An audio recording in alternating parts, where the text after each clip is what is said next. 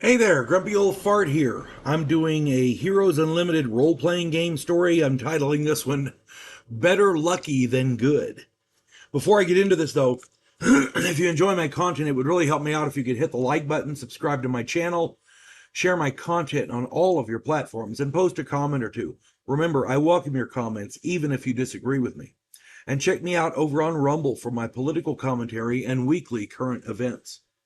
If you enjoy a good book, check out my author page on Amazon.com. My pen name is H.L. Anderson. You can find all of my books there, including The House off Farrago Road, the one pictured here.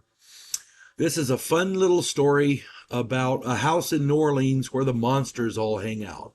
It has a Welsh gargoyle, it has a skinwalker, technically a skinwalker, a Russian sea devil, a druid, a witch, a sentient tree.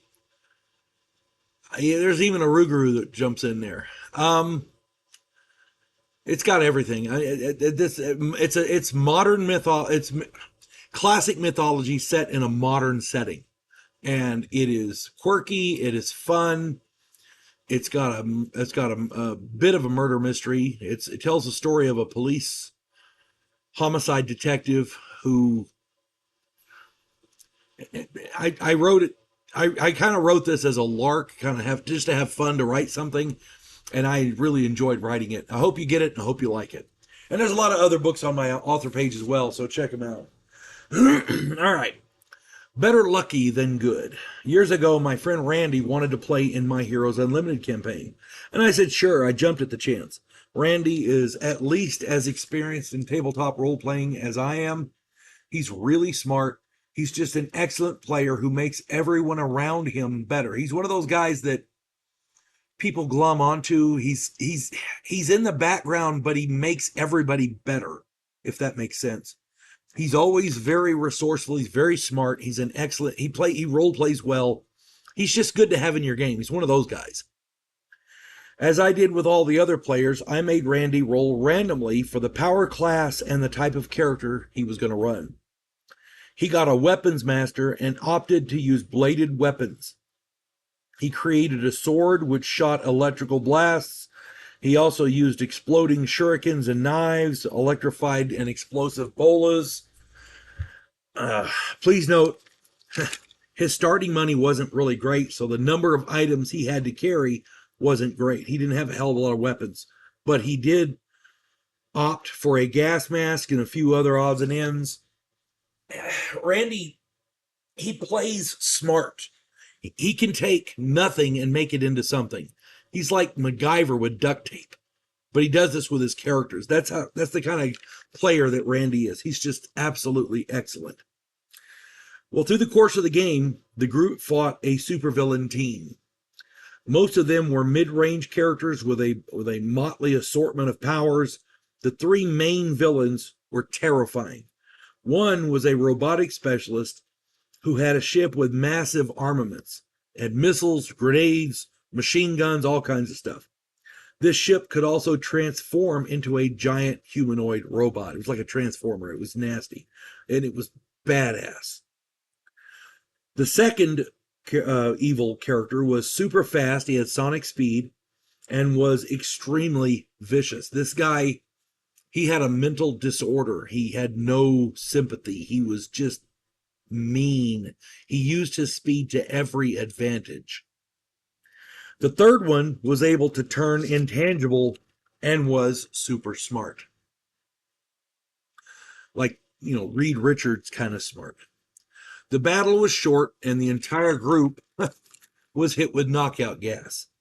They all failed saving throws, but Randy's character had a gas mask, so, he was the only one up. The bad guys had come to rob an arms manufacturer in the area, and of course the good guys got wind of it and went to go stop them. The battle was just ridiculously short. A couple of quick missiles and gas missiles, and everybody was down. It was crazy. There weren't even explosive missiles. This guy had tons of stuff to choose from in this robot. The villain saw that Randy was the only one left, so the ship landed and the speedster ran out the door. The intangible guy got to the hatch and stood in the doorway. Randy threw an exploding knife at him, which he easily dodged. Randy's bonuses weren't that great.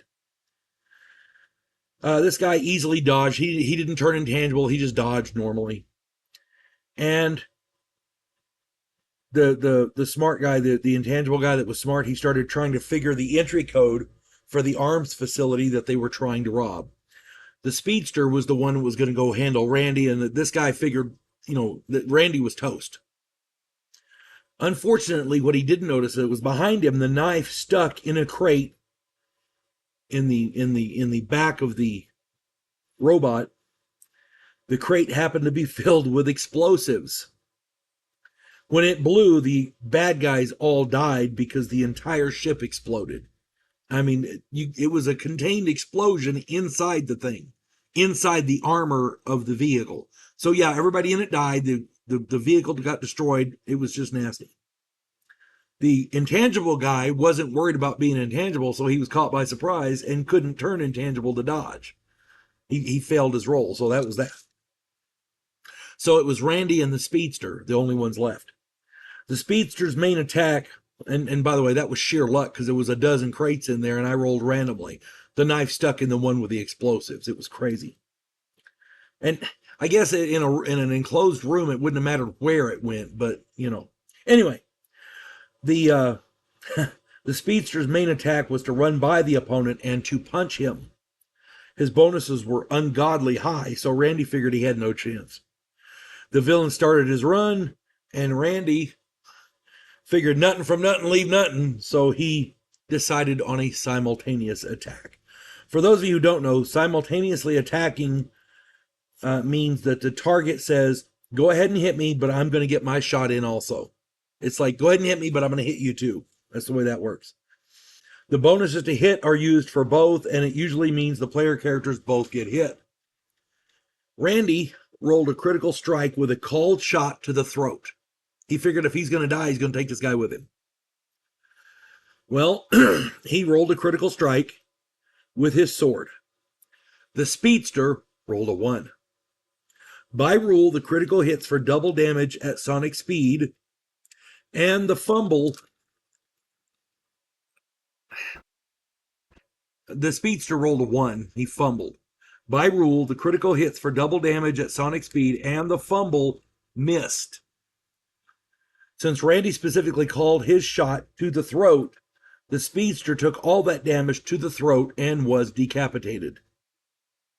Yeah, so this guy without any superpowers with a sword decapitated the bad guy who had a shitload more bonuses, was ungodly strong, and blah, blah, blah, blah, blah, blah, blah. Randy literally had no chance, and he won through sheer luck. It was just amazing. Again, better lucky than good, I guess. But Randy was able to salvage the rest of the team and get them awake, and, they won the day. It's that simple, and it was all because of Randy. So yeah, remember, it's never what you have, it's how you use it. That's always been my motto, and it always will be.